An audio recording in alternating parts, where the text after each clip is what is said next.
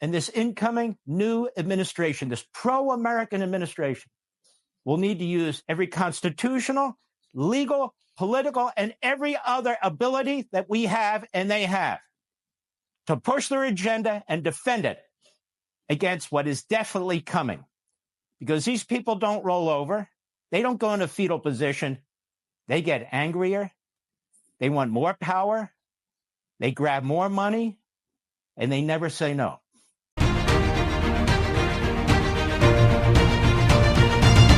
My warriors, it's me, Linda B. Thank you all for joining me here today. We've got some breaking news. This is insanity at its finest. New York, these demoncrats are still, of course, as you know, they weren't going to give up just because Donald J. Trump won the presidency. He won the election. He's president-elect. He will be president number 47.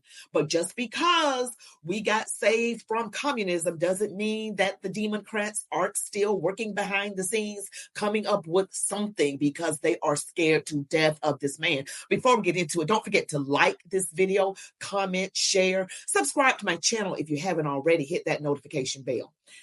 Wow, this is mind-boggling. In New York. Well, you know what? I'm just going to let you see it. So right here, it says, breaking, New York State has found a legal loophole that could force Trump to live in a jail cell for the entire 4 years of his presidency. And this, again, is New York State. This New York State has found a legal loophole that could force Trump to serve his prison sentence for the entire 4 years of his presidency. Keep in mind, Trump is sentenced on November 26th. That is before he is sworn into office, and even then cannot be pardoned from a state case. This is a state case. I'm no legal eagle. It is a state case, and his sentencing is on November 26th. November 26th, he will be sentenced, and that he's going to be sworn in about 2 months after that, on January 20th. They're trying to find a legal loophole, and this is trending all over the place right now, saying that he could actually serve his entire 4 years of his presidency. This is outlandish.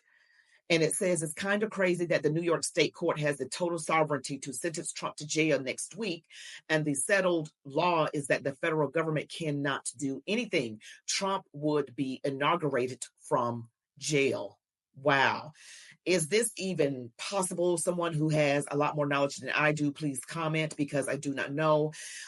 This whole thing, as we know, is crooked, and we have to pray even more, because just because Donald Trump, our candidate, won, doesn't mean they're going to stop with their foolishness. And they're not going to stop. They're just not going to stop. These people don't know how to stop, but they're going to have to when Donald Trump gets in. I want to show you something from Mark Levin and something that he pointed out. So let's check this out. This is extremely important. And this incoming new administration, this pro-American administration, will need to use every constitutional, legal, political, and every other ability that we have and they have to push their agenda and defend it against what is definitely coming. Because these people don't roll over. They don't go into fetal position. They get angrier. They want more power. They grab more money, and they never say no. I just want you to be aware of this. I want to tell you the truth. Now, I want to get into a few other things here. This lawfare stuff, I'm not going to let it pass. I have in front of me one paragraph that was filed by the unconstitutional rogue prosecutor, Jack Smith, on behalf of the Department of Injustice and the entire regime that's still in place. United States versus Donald Trump, government's unopposed motion to vacate briefing schedule. He didn't move to vacate the cases, the briefing schedule. So all the reporting is wrong.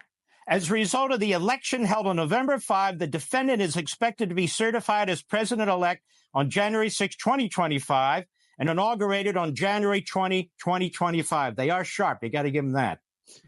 The government respectfully requests that the court, now this court is this judge, Tanya Chutkan, who is horrific. And again, I got to point out something. I know you guys probably don't want me to say this, but I am going to say it because I keep it 100 on this channel. They are using almost all people of color to go after Donald Trump because they don't want you to be able to say anything against these people.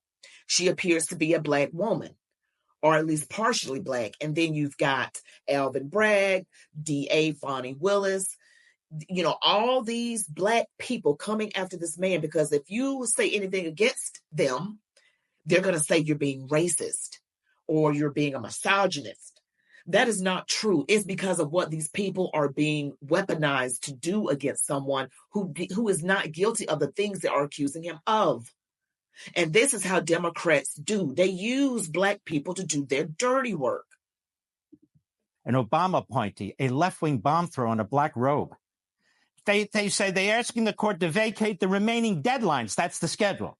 In the pretrial schedule to afford the government time to assess this unprecedented circumstance and determine the appropriate course going forward consistent with Department of Justice policy by December 2nd. So the sword of Damocles remains over President-elect Trump's head. December 2nd, they give themselves.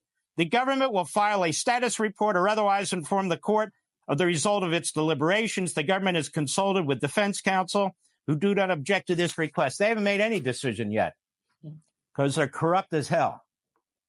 This memo that I brought to you years ago, October 16, 2000, which incorporates a memo by the Department of Justice as well in 1973. So for half a century, it has been the position of the United States government, the Department of Justice, that you cannot indict a sitting president. I'll get to the point. The indictment or criminal prosecution of a sitting president would unconstitutionally undermine the capacity of the executive branch to perform its constitutionally assigned functions. And it goes on. Because of the unique duties and demands of the presidency, the department concluded a president cannot be called upon to answer the demands of another branch of the government in the same manner as can other individuals. The ordinary workings of the criminal process would impose burdens upon a sitting president that would directly and substantially impede the executive branch from performing its constitutionally assigned functions. And the accusation or adjudication of the criminal culpability of the nation's chief executive by either a grand jury returning an indictment or a petit jury returning a verdict would have a dramatically destabilizing effect on the ability of a coordinated branch of government to function. And it goes on in exquisite detail. 3 types of burdens merit consideration. A, the actual imposition of a criminal sentence of incarceration. So it's not just indictment, it's the entire trial process, which would make it physically impossible for the president to carry out his duties. B, the public stigma and opprobrium occasioned by the initiation of criminal proceedings, which could compromise the president's ability to fulfill his constitutionally contemplated leadership role with respect to foreign and domestic affairs. And C, the mental and physical burdens of assisting in the preparation of a defense for the various stages of the criminal proceedings, which might severely hamper the president's performance of his official duties. He's going to be distracted. He's fighting for his liberty while he's president of the United States. And I have tagged page after page over the years this document. Half a century, you cannot indict a sitting president. But Mark, Donald Trump is not a sitting president. And when he's not a sitting president, but wait till you hear this, what he has to say. Wait for it. They indicted him. He wasn't a sitting president. They rushed. They interfered with the election. They sought to prevent him from becoming a president again, which violates every notion of ethics when it comes to practicing law. But it actually violates, as I explained before, the rules of the Justice Department. Mm-hmm. For instance, federal prosecutors and agents may never select the timing of any action, including investigative steps, criminal charges, or statements, for the purpose of affecting any election or for the purpose of giving an advantage or disadvantage to any candidate or political party. Such a purpose is inconsistent with the department's mission and with the principles of federal prosecution. And it goes on. Mm-hmm. That's their position, official position. That's their rule. Did it happen? You better believe they did it. Mm-hmm. More in a second. And I pointed out to you, Office of Attorney General, every single Attorney General since Mukasey under George W. Bush, right up to Garland, believe it or not, Biden, have put out this memorandum that has said election year sensitivities. And they basically say, look, you're not to bring cases that you think or can possibly affect an election, let alone a presidential election. And that's the official position of the department. So they've had basically a 60-day rule, but it's even broader than that. And here they are, all the memoranda right here. That's what it says. So what happened here with Donald Trump? And I don't care if they're filing documents with the federal court right now or not. The Trump new Justice Department needs to get to the bottom of this. We can never allow a rogue Department of Justice at the direction of a president or vice president or anybody else in a regime. We can't allow it. We simply cannot allow it. Their own paperwork, their own memorandum of the Department of Justice says you cannot interfere in the election to give one candidate an advantage or a disadvantage, even if they are a candidate for the president. So what the heck happened? They went against their own rules. This should not stand. This should just be thrown out. Because no, Donald Trump is not the president, but they're trying to rush. They're trying to rush. And everything that is available to Donald Trump, they're going to fight it with everything. And God is on his side. And see, the demoncrats, I don't believe they do. I don't believe they believe in God. I don't. And if they believe in some God, it's not the one that I serve. But that's just my opinion. Allegedly, they don't believe in God because they're doing everything behind closed doors, scheming and trying to come up with stuff. And prayer warriors, we're going to have a couple more fast days of praying and fasting. And I'm going to come up with a day I'm going to pray about what's the best day to do this, because we're going to have to do this the entire presidency for Donald Trump. We got to pray and be on our faces. And you know, the demoncrats know that there's godly people out here praying, and that's what they hate. If they should ever get back in office, and I'm talking about the demoncrats or some kind of evil rhino, whatever, they will really come after Christians really, really hard. We got to know that. We got to know it. That's why we got to have our face towards God. Turn from evil to God. Surrender with everything we got. Pray that we love God with all of our heart, soul, and strength, and love everyone else as ourselves. This is not playtime. This is not church time.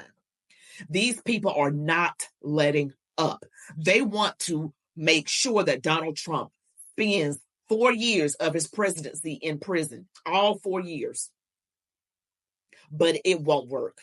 Prayer warriors, we got to pray because these demons just won't let up. If only we as Christians would be just as persistent, even more. If only we would be like this, but for the right thing. Not the evil thing, for the right thing. You all give me your thoughts. Don't forget to like this video, comment, share, subscribe to my channel if you haven't already, and make sure you hit that notification bell. You all be blessed. Love God, your families, the United States of America, and march on, warriors.